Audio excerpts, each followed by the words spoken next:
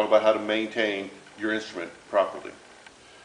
First thing all brass players have in common is it's a brass instrument. So you want to have your polishing cloth and making sure on a daily basis you're wiping down your instrument, getting all the grease and tarnish and everything from the day off of your instrument. So very important that we keep a polishing cloth handy. The next thing that all brass players have are tuning slides. So one thing you want to do is maybe every couple days or once a week, depending on how much you're playing,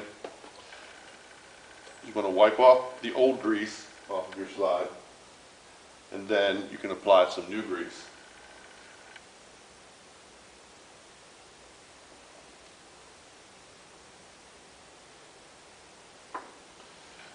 Just make sure that's all smeared around there.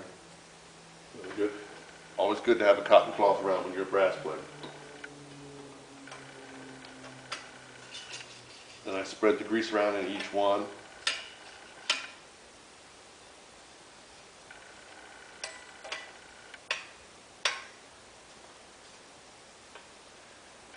And just like that, you have it greased up. Now, of course, you have other slides on your instruments you need to grease up as well. So you make sure you do all your slides on a weekly basis and keep those in good shape. Now, we go to oil our valves. There's going to be two different kinds of valves for brass players. You have your pistons and your rotary valves. So when we go to do our valves, we loosen the cap at the top. And you can pull it out. Sometimes if you want to just pull it the whole way out, you can, or if you want to pull it part way out, put it in there. Do one valve at a time.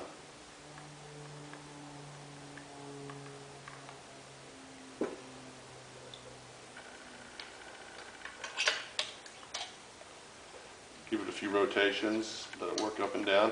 Now, most manufacturers put a number of the valves, 1, 2, and 3, and there'll be the number. Make sure the number is facing towards you as the player when you seat the stem back in there, and then you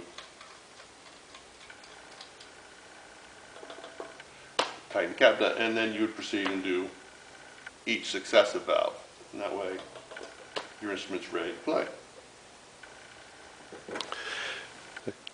Those of you that play rotary valves are going to want some assistance from your directors at first until you've mastered the art of doing your rotary valves.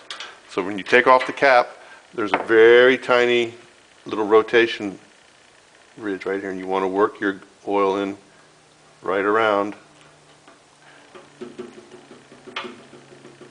and work your oil in from there on the top side. Replace your cap.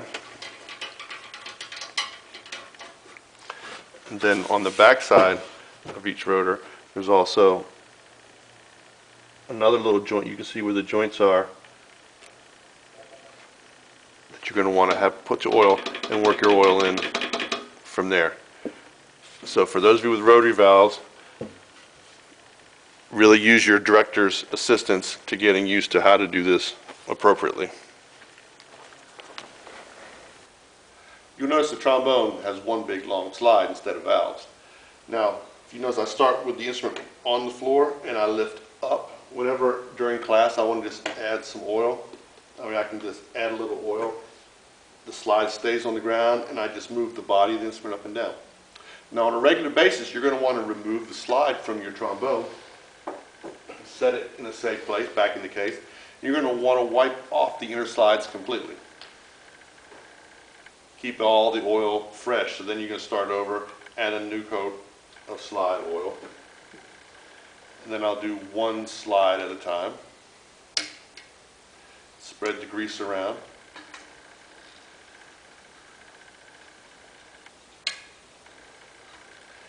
And then finally put both together as such. Now, some people use a slide cream where they'll smear cream on their slide, and then they use a squirt bottle with water in order to create the lubrication for their slide. Both work great. Whichever your preference is, you're free to use. So that's the basic slide maintenance for your trombone. For those of you that play the tuba or the baritone, you notice when you pull your valve out that there is a little white guide with a little white tip on it that slides into the channel of your valve casing. If you take the valve the whole way out, you'll notice there's a spring in the bottom of your valve casing. Make sure you don't lose this spring. If you ever set your instrument down, it doesn't fall out and roll away. Once you finish oiling your valve and you go to reinsert it, make sure you line the tip of that valve guide up with the notch that's in the valve casing to make sure you insert the valve correctly and prevent any damage to the valve.